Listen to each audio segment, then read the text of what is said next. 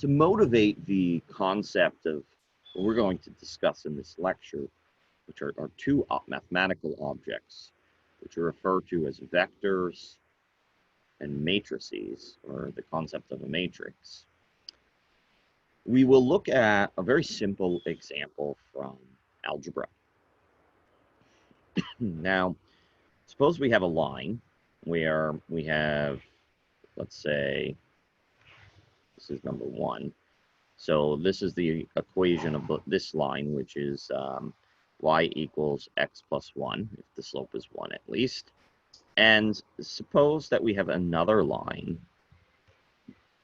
where this is up at, let's say, 5, and the equation of this line is y equals 5 minus x. Now, clearly, we see that these two lines intersect. Okay, so at the point of intersection, we know that two things need to be true. That y, for the point of intersection, suppose we'll denote that whatever this point is as x star y star. Okay, so here's what we know about the point x star y star. First, y star must equal x star plus 1. The reason why we know that is because that falls on this line, and because that point falls on this line, it must be that at x star, that it must equal, when added to 1, equal y star.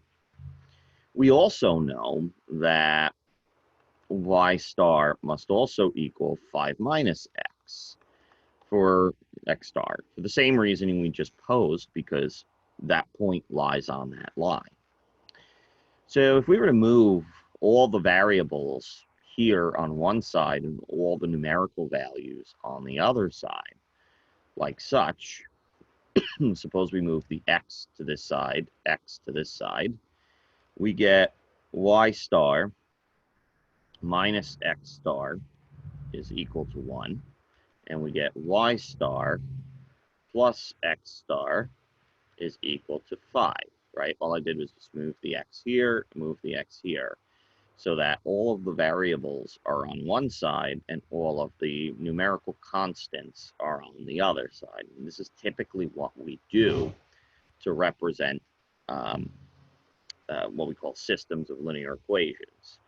Now, by the way, this is what we refer to, this whole thing is what we refer to as a system of linear equations. And what this represents is the fact that y star and x star, they need to, whatever solution there is for this, that is, whatever combination of x star and y star there are, such that this equation is true, it must be also true that this equation is. So, for example, the point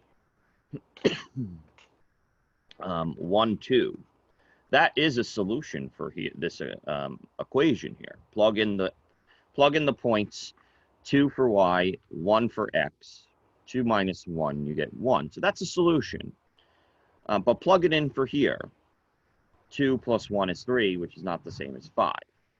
So while this is a solution for the first equation, it's not a solution for the second equation. Remember, solutions for the entire system is an assignment of numbers to the variables, such that every equation in my system, and I'm not only restricted to 2 equations, by the way, you can have more than 2, but such that every single equation in the system holds true when I replace the quantities of x and y with said solution. So again, a solution to the system is nothing more than an assignment of the variables to values such that all, not just one or some, but all of the equations hold true at the same time. Geometrically, we can see that a solution is the point of intersection between the two lines. And if we had another line, right, so like that one, that line would be represented by another equation, something times y plus something times x equals something. Excuse me. When it comes to systems of linear equations, okay, you can have three major types of solutions. You either have a unique solution where there's only one possible assignment of the variables to the values. You can have no solutions, in which case no solutions, the geometric interpretation of that would be that the two lines are essentially parallel if we have only two variables. Or we can have an infinite number of solutions, which indicates that the one equation is a scalar multiple of another equation. So in the case of what we discussed in the last one here, this actually has a unique solution. There's multiple ways to solve these systems, which we'll learn later in today's lecture. But just very easily, we see that y star is equal to x plus 1, right? What we can do is plug that in to the second equation to get,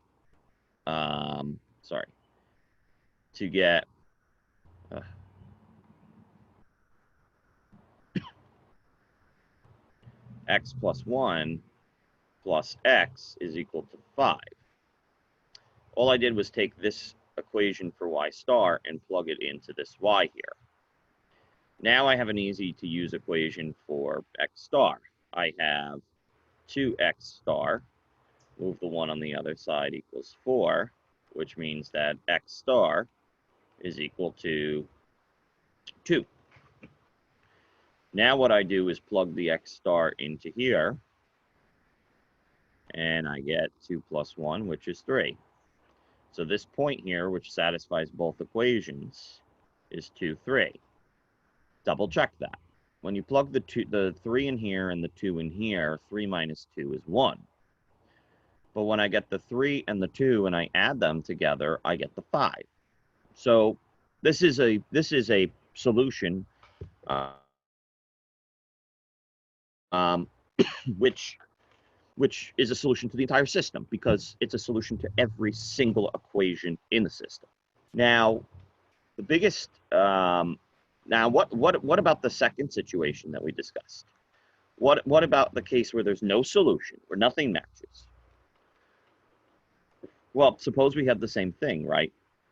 Suppose we had y equals x plus 1, and we had y equals x. Those are our two equations, all right? And the x plus 1 looks like this, and the x looks like this. Okay, so what unique x and y combination exists such that the both equations will be true simultaneously? So rewrite it in terms of our system of format, which is moving all the variables on one side and moving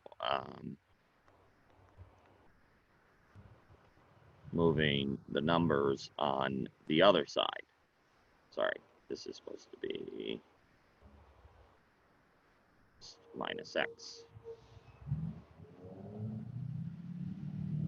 Okay, so what x-y combination works here? Well, let's see. If y is equal to x, we can plug that in here, right? So the second equation, we say, okay, if y minus x equals 0, that must mean that for any xy combination, x and y need to be the same value. All right, so let's plug in x here. We get x minus x is equal to 1. But that doesn't make any sense because x minus x is 0, and 0 doesn't equal 1. So here we get an interesting contradiction, because on the one hand, we're saying the subtraction of x and y must be 0, and on the other hand, we're saying their difference must be 1. And that's impossible for their difference to be 0 and 1 at the same time. When we encounter contradictions like this, we say that there are no solutions because there's no combination of x, y that I can plug in here to get all equations to be true. Excuse me.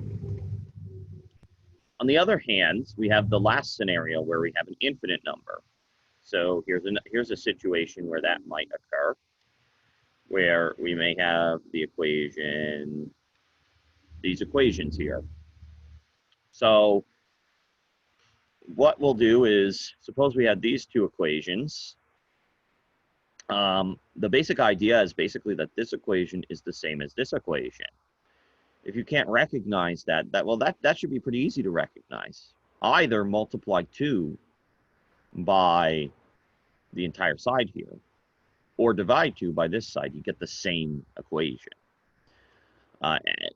If you need further confirmation of that, just kind of plug the y into here. You get 2y equals 2x plus 1 plus 2, which is 2x plus 2 plus 2. Make sure I did that correctly. Yep. Which is, of course, 2x plus 4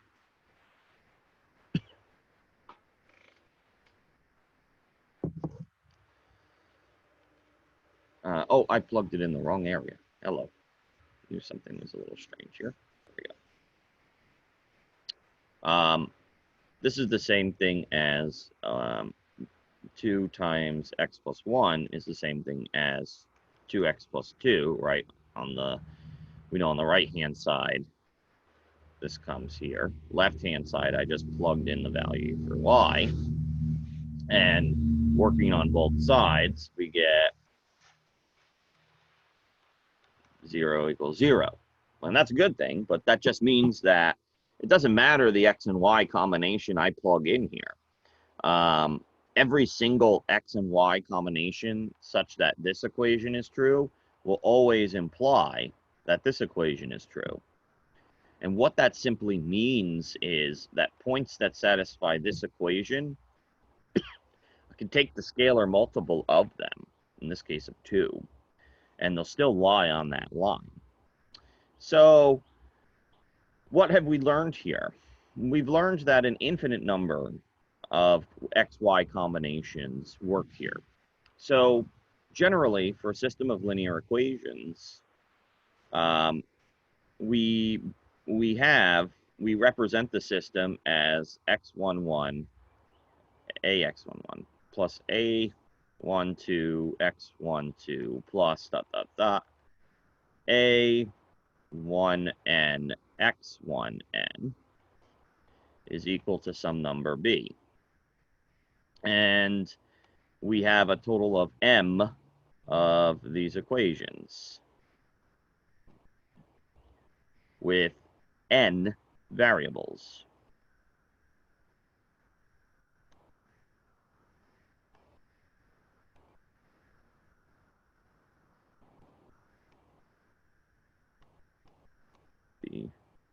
N. Okay, so generally, this is what a system of linear equations look like. Why linear? Because remember our definition of a linear equation. A linear equation is any equation where I have a number times a variable plus a number times a variable plus a number times a variable, etc., etc., etc. In this case, I have more than one variable. Okay, I just don't have x. In this case, I have x and y, but we usually denote these using the subscript notation to keep everything neater.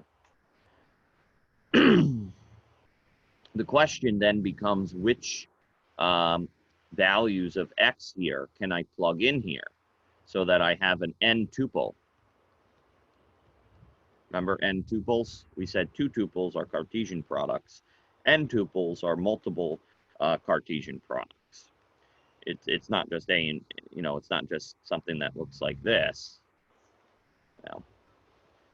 It's not just something that looks like A and B, but if I have, let's say, a 3 tuple, I'll have A, B, and C, where I have 3 sets that I'm considering. So anyway, the question is what values for x should I use to make not only the first equation true, but all m equations true? We have only three possibilities that we have discussed. Solutions to the general system of linear equations can entail no solution, one unique solution, or an infinite number of solutions. Those are, in a nutshell, systems of linear equations, which we will revisit later in this lecture as well.